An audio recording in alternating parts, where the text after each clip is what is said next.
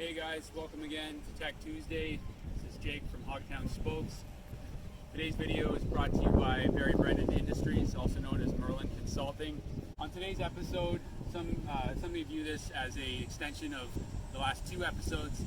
Think of it however you want to, but we think the topic is significant enough that we've devoted an entire separate video to this test. And essentially it's going to be an empirical, data-driven field test as much as possible of the difference in stiffness between SRAM and Shimano cranks. So a brief but thorough technological backgrounder on what I'm referring to. Those of you who know bike mechanics, those DIY mechanics, fellow professional mechanics, will be aware that originally the old school square taper cranks that had a 17 millimeter tapered spindle, those of you who haven't worked on them, you can recognize it as the cranksets did have an 8 millimeter bolt coming out of both crank arms. That design basically sucks. And it sucks because it will always seem to round out over time, and the telltale sign of that is that your cranks are loose, and no matter how much you torque them or how much Loctite you apply, you can never get those fully tight again because you've rounded that inferior design in that small spindle. Let's say that they do stay torqued in place because you're very methodical with your bicycle. 17 millimeter spindle under a powerful or a large rider or somebody who just gets into the gnar is going to underperform. It will flex, leading to wonkiness in your shifting. It'll probably lead to a power loss, and you may even feel like you're losing control with that flexibility. So what Shimano really brilliantly pioneered was the two-piece crank construction known as HT2 or HT2. That's recognized by cranksets where on the non-dry side, on the left side, there are two M6 fixing bolts that go through the top, and they nicely hold your crank arms torqued into place at 12 to 14 NMs. It's a simple, highly reliable, stiff system, and kudos to Shimano. The reason we're doing this video though is that Shimano, a couple decades later, more or less, is still on that system. The reason this is significant is that technology has jumped an enormous amount, and so for Shimano to stick to a system that certainly has a lot of competition now is a big deal. And what we want to empirically test is whether it was really the right call, in our opinion. The argument Shimano makes in favor of sticking with HT2's 24 millimeter spindle are durability principally, as well as just proven reliability. The two are very similar, but they're not exactly the same.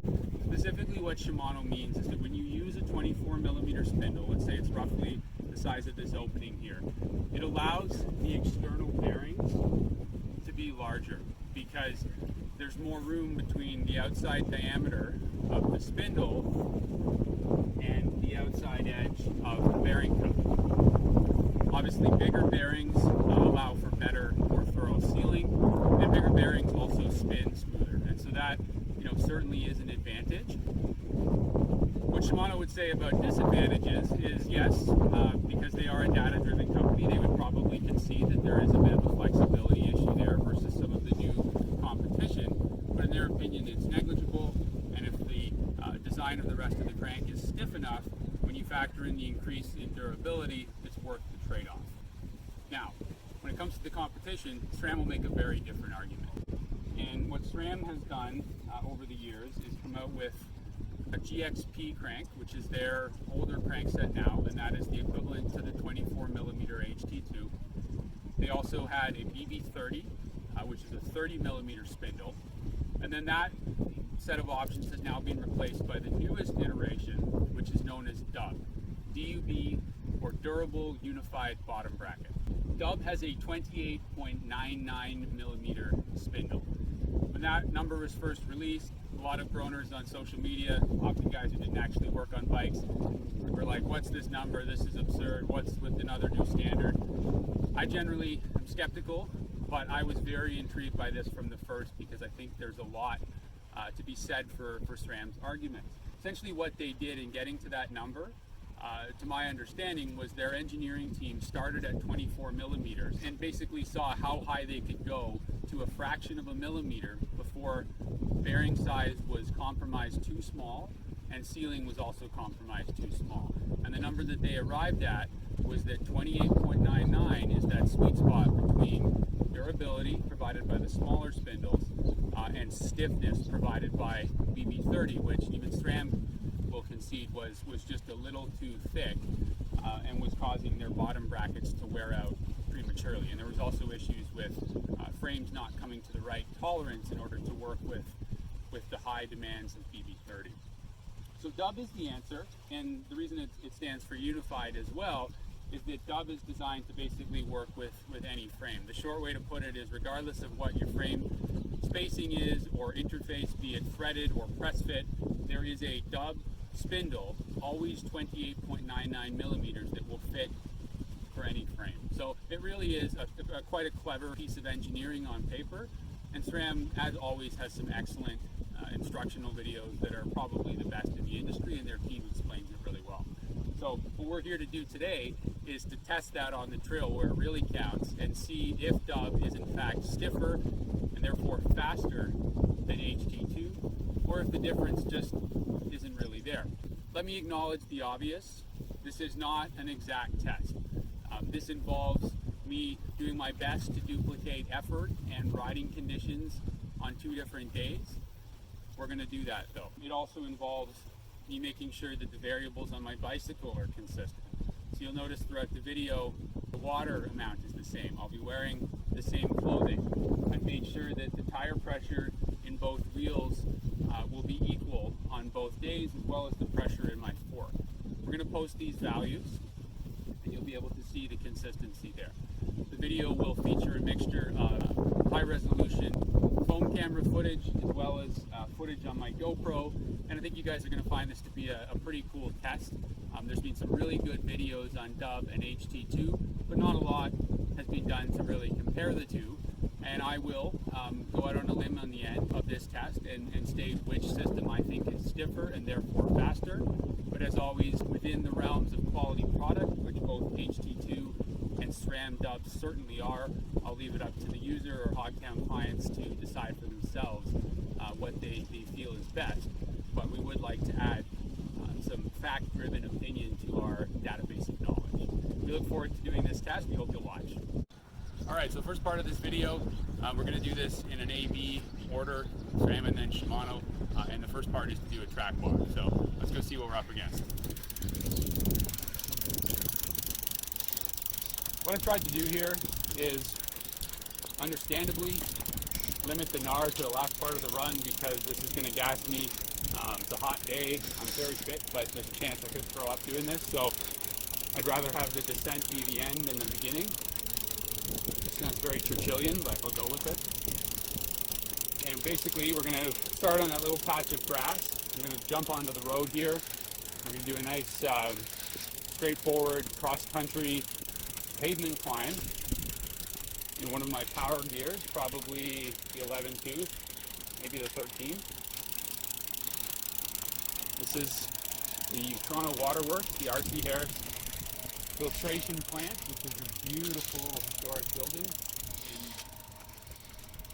And the beaches in Toronto, I'd say the beach, I've lived here long enough to know the politics of that distinction, but I'm not going to get into it in this video. Feel free to look that up and look up the referendum of 2005 if you're so interested. As a company, we don't take a formal position on that. Please don't ask me in the comments.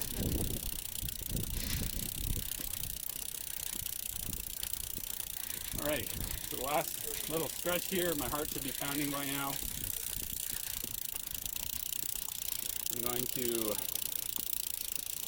do a little tiny hop, get onto the grass. I'm going to shift into one of the fighting granny gears, power through this climb. Fortunately, the city boys have me through this grass, so it's not going to be like I'm trying to climb my way out of Northern Ontario into a happier existence. You'll hear that loud buzz the whole time. That is my Hope Pro 4 hub. Those of you who follow the channel or my various posts on social media or blogging will know that I'm not a fan of silent hubs. I think it's a safety issue. Generally, if a hub is making noise, it's engaging faster. And they sound cool, so I like the whiners and the bees. Okay, so we've surmounted the climb. Nice little sprinkler rinse today. And then this is where we enter the gnar for the final stretch. Ground's a little wet, you'll probably hear some brake squeal.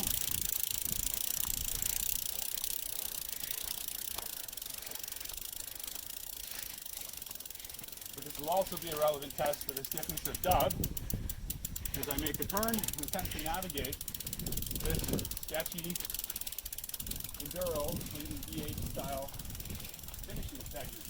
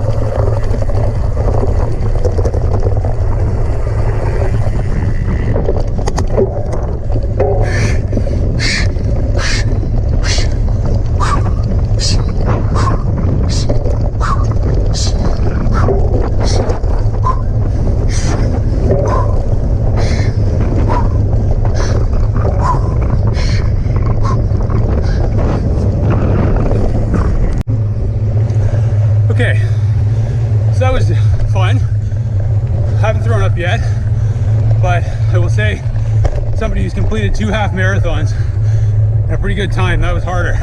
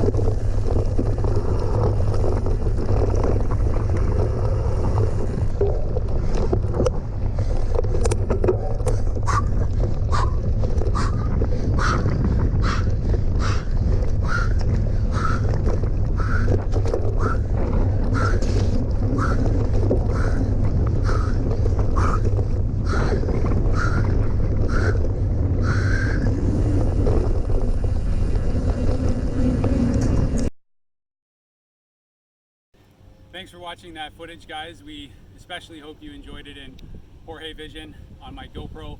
So you saw from the data that Shimano was roughly 2.2 seconds, a little more than that. So we'll say 2.4 seconds faster than SRAM. But I am going to conclude that SRAM dub is stiffer and faster, and here's why. As much as we went out of our way to make this an empirical, solid test, ensuring consistency in elements. You'll notice I'm wearing the same now stinky clothing. The only thing that's changed is my socks, but these are the same weight. I had the same amount of water in my bottle, exact same air pressure in tires and fork. So we did all of that, we did our due diligence, but what I deliberately withheld to really test this out is that the Shimano cranks, these SLX cranks, are 175 millimeter length, whereas the SRAM dub descendant cranks are 170s. Furthermore, the chainring on the Shimano is an absolute black, narrow wide oval chainring at a 34. And for the uninitiated, what that means is that a 34 in the high point of the stroke, where the oval is pronounced upward, it acts as a 36, and then the low point of the stroke, it acts as a 32. And that's supposed to give you a comfort, a body ease advantage on joints and such, and then just more power output without really having to work for it. But the short of it is this has the capacity of a 34 plus or a 36 in the least part of the stroke. So it is a more powerful chainring to use. In other words, Shimano was faster, but it was faster with a bigger chainring, and it was also faster with longer crank arms. Two absolute guarantors of more leverage during especially cross-country riding, which is essentially what this test was. So I'm going to say that for SRAM to only have been off by roughly 2.4 seconds, it is a faster system. That stiffer dub bottom bracket is transferring energy better. You'll notice from the GoPro footage especially, I did slip out a little bit during that really sketchy descent. That didn't really cost me any time though, because I was able to brace myself with my foot, and then I took more of an inside brakeless line, accelerating the rest of the way. So that more than offset things. And as for that French bulldog, that little Merlin-like dog up there, he did not slow me down.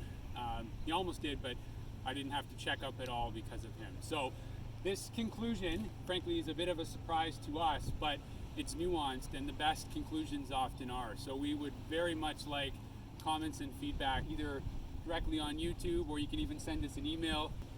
We would just love to hear from you, and certainly we're always open to informed, respectful criticism.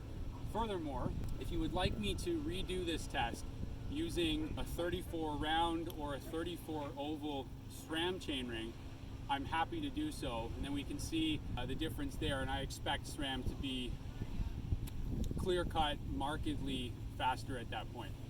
One other thing, for those of you curious as to why I didn't use an oval chainring from SRAM, there is a theory that ovalized chainrings wear clutches faster on derailers. The official position from SRAM is they don't have any empirical data to support that conclusion, but they do acknowledge that that is a theoretical possibility. I do think there is something to that theory, and here's why. When you're in that low point, where the 34 again acts as a 32, there's really no effect on the clutch. In fact, it eases the strain a little bit. But when you're in the high point in that 36, under torque anyway, in the biggest gear, that bottom pulley wheel in this cage is going to come forward because there's a lot more tension on the clutch.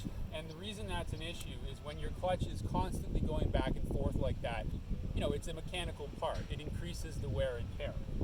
And so my anecdotal experience in support of that theory is that on my previous derailleur, my XT M8000, just near the end of its life cycle on my bicycle, I had clutch issues.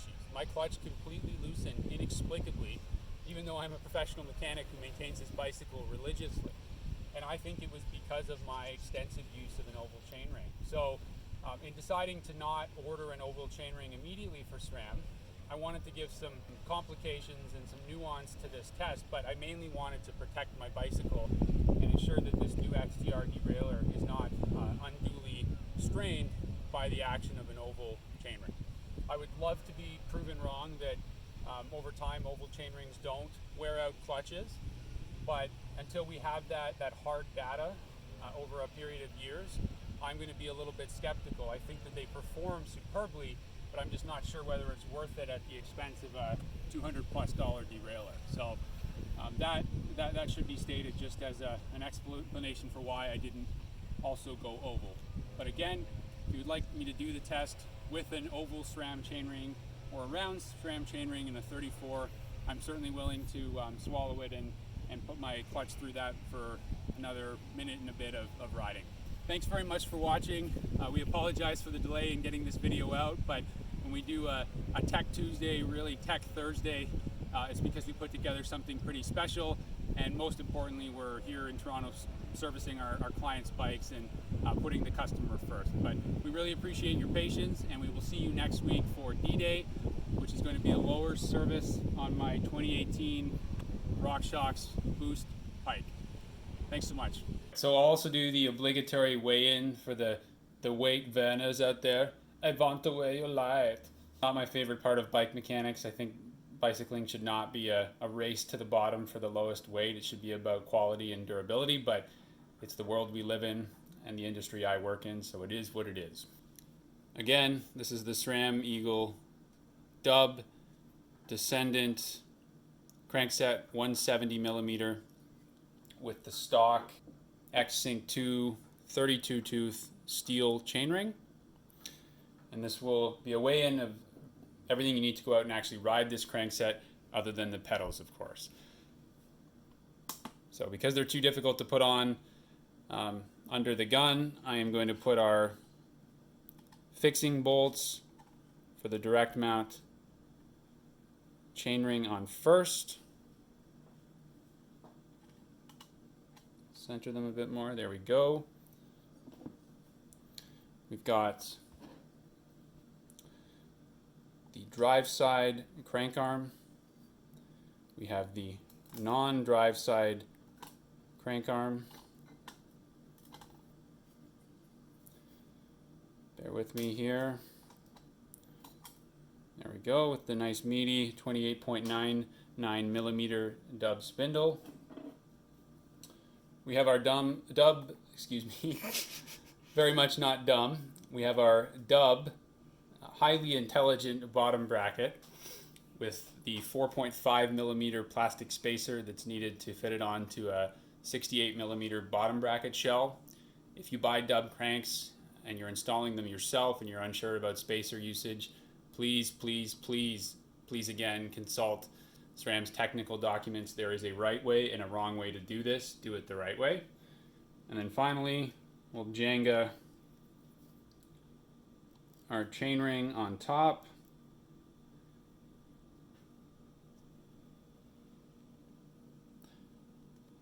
For a total weight of 783 grams on my scale, which is certainly not super light, sorry weight weenies, but not the heaviest either, and for what this is designed for, riding in the gnar. And again, given how fast it is, through the stiffness of this design as shown in the video, that's not bad at all. You're always better to buy a durable, thrash-ready crankset than one that allows you to make the runways of Paris because it's so lean.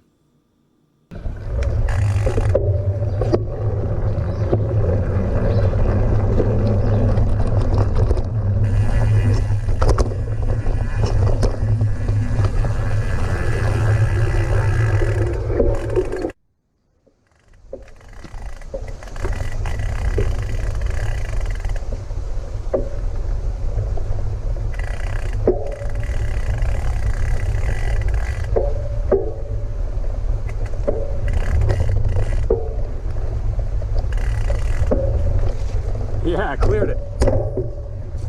Cranks felt good. Yes, did it! Those cranks are ripping.